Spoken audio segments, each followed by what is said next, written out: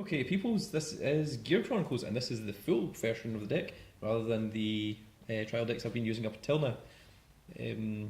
Set has just came out, and I think I might be among the first people to actually fully build this.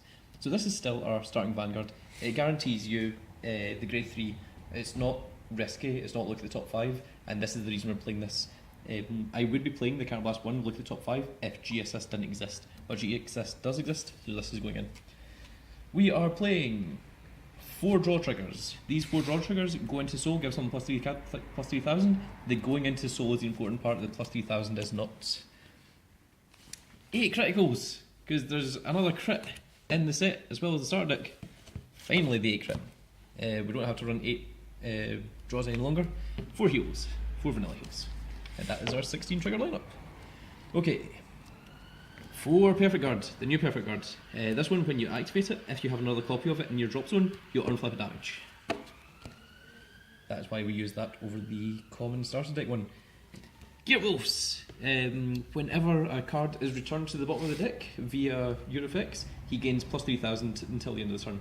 So it's easy enough to put back 2 cards, get this up plus 6, and plus 6 makes brackets, plus 3 rarely does. 2 of this guy, 7k that becomes 10k, because we need to fill space. 4, made by Mazuda. While in hand, he is a grade 3. When summoned, reveal a grade 3 to your opponent, search your deck for a grade 3, and then discard any card in your hand, which includes triggers. That's why that is fantastic.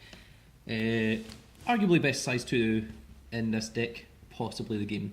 When boosted, doesn't matter if it hits, doesn't matter if it misses, Counterblast 1, put a size 2 or less unit on bottom of the deck, on the bottom of the opponent's deck. This is a 9k Silent Tom for 1 turn. You Soul Blast 2, this is why the Soul is necessary, because when you stride, you'll have the grade 0 in Soul, the grade 1, the grade 2, and once you put that draw trigger in, you have 4 in Soul, which means you can use this effect twice. When this card attacks, Soul Blast 2, your opponent cannot block with the grade 0s, which is important for our other grade 3. This guy, 9k becomes 12k when you G Blast 1. Chronojet, because Chronojet is the main thing of this. And here's our secondary grade 3, Fate Wheel. Fate Wheel is Counterblast 1 when he attacks the Vanguard, G-Blast 1. If you do until the end of the turn, the opponent cannot guard with grade 0s. So if you've got this guy on Vanguard, you've got the 9k Silent Tom version on Rearguard, it means the opponent is not getting to use grade 0s the entire turn, not just for that attack.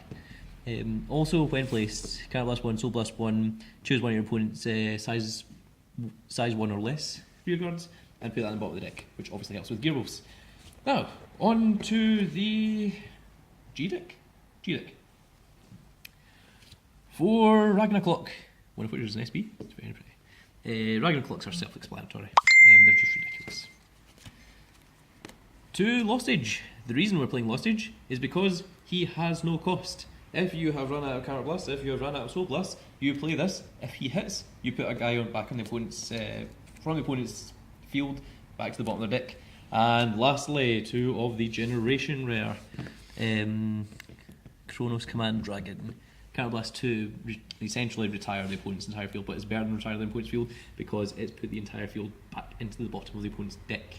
Now that is a lot more irritating, especially if you're playing against someone that's playing Legions, because they will hate you forever.